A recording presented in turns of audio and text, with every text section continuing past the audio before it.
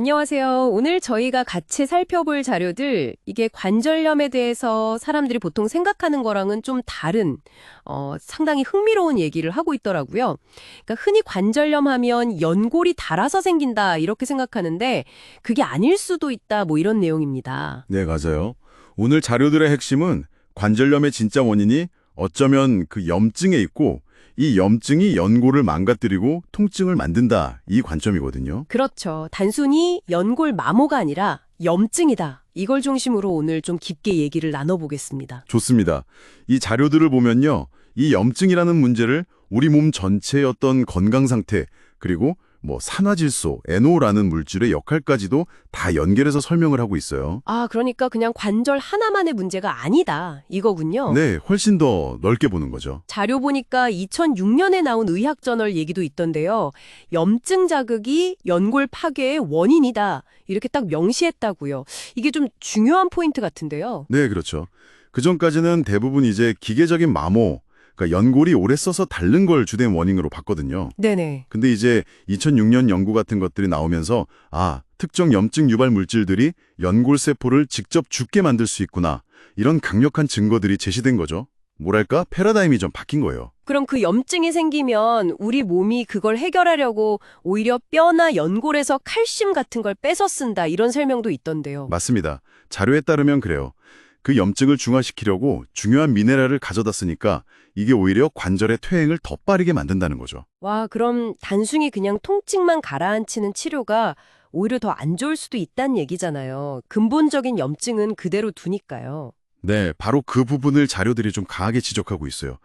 통증 완화도 물론 중요하지만 염증 자체를 관리하지 않으면 사실 밑빠진 독에 물 붓는 격이 될 수 있다, 이런 거죠. 근본 원인 해결이 중요하다. 네, 그래서 이제 그 근본 원인인 염증을 잡아야 한다는 걸 강조합니다. 여기서 이제 그 산화질소, NO 얘기가 나오잖아요. 이게 노벨상까지 받은 기적의 물질이다 이렇게 표현하던데 이게 구체적으로 염증이나 관절 회복에 어떻게 도움을 주는 건가요? 자료 설명에 따르면요, 산화질소가 첫 번째로 혈관을 좀 넓혀줘요. 그래서 혈액순환이 잘 되게 하고요. 아, 혈액순환 중요하죠. 그렇죠. 그리고 두 번째는 특정 면역세포가 너무 과하게 활동하는 걸 좀 조절해서 염증 반응을 가라앉히는 데 도움을 준다고 해요. 면역 조절까지. 네. 그리고 세포 재생이나 기능 유지에도 중요한 역할을 한다고 하니까 관절 회복에 도움이 될 수 있다. 이렇게 보는 거죠. 기적의 물질이라는 표현이 아주 틀린 말은 아닌 것 같아요. 염증이 전신적인 문제랑 깊이 연관돼 있다는 건데요. 건강 상태가 팔다리 끝부분, 사지 말단의 영양 공급이나 기능에 직접 영향을 준다는 뜻이에요. 아, 소화가 잘 돼야 팔다리 관절도 튼튼하다. 그렇죠. 그런 맥락인 거죠. 그래서 만성염증이 몸 안에서 돌다가 어느 장기로 가느냐에 따라서 심장 쪽으로 가면 두근거림이나 불면, 손가락 관절염으로 나타날 수도 있고요. 네. 간 쪽으로 가면 화병이나 편두통, 또 신장 문제로는 요통이나 저림, 이런 식으로 다양하게 나타날 수 있다고 지적합니다.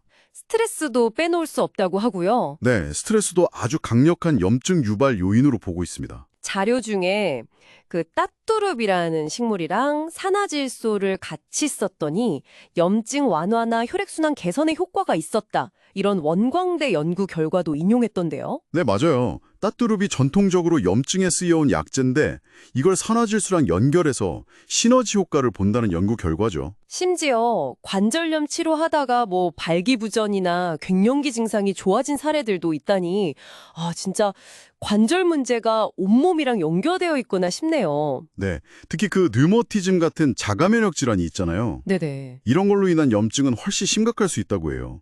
자료 보면 2년 안에 관절의 70%까지 파괴될 수 있다 이렇게 얘기하거든요. 와, 70%요? 엄청나네요. 네, 그래서 이런 경우는 정말 조기 진단이랑 면역체계 균형을 다시 잡는 게 무엇보다 중요하다고 강조합니다. 결국 이 자료들이 계속 말하는 건 내 몸의 염증이 어디서부터 시작된 걸까? 이 근본 원인을 찾는 게 중요하다 이거네요. 네, 맞습니다. 그 원인을 찾아서 관리하는 과정, 그 여정이 필요하다는 메시지죠. 자, 그럼 정리를 좀 해볼까요?